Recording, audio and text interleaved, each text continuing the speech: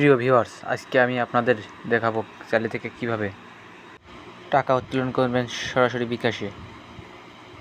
ভিডিওটি স্কিপ না করে ফুল ভিডিও দেখুন, তাহলে বুঝতে সুবিধা হবে। প্রথম ধাপে আপনি আপনার স্যালারি অ্যাকাউন্ট ওপেন করে নেবেন। তারপরে সরাসরি আর্ন ব্যালেন্সে ক্লিক করবেন। স্যালারি টোকেনে যাবেন।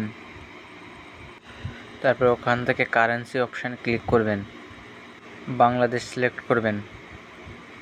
তারপর দেখবেন পে আউটের নিচে বিকাশ অপশানটি অটোমেটিক চলে আসবে।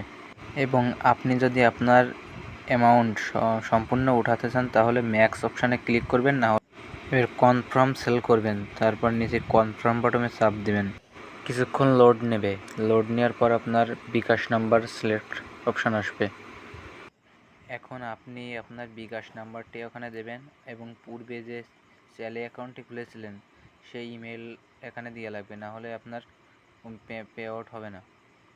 কন্টিনিউ পে আউটে ক্লিক করার পর কিছুক্ষণ প্রসেসিং নেবে। তারপরে দেখবেন আপনার সম্পূর্ণ হবে। এখন আপনি ডান অপশানে ক্লিক করুন এবং ভিডিওটি ভালো লাগলে চ্যানেলটি সাবস্ক্রাইব করবেন। এখন দেখি তারা কখন পেমেন্টটা করে। দেখেন 19:26 অর্থাৎ 7:26 বাজে।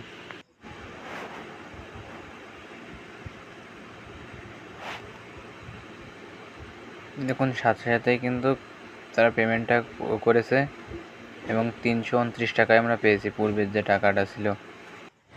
যারা নতুন অ্যাকাউন্ট খুলবেন তারা অবশ্যই উইথড্র দেওয়ার সময় কিন্তু একটা গ্লাস ক্রয় করা লাগবে এবং অ্যাকাউন্ট খোলার জন্য ডেসক্রিপশনে অথবা কমেন্ট বক্সে লিঙ্ক দেওয়া থাকবে, ওখান থেকে ক্লিক করে আপনারা অ্যাকাউন্টটা তৈরি করতে পারবেন।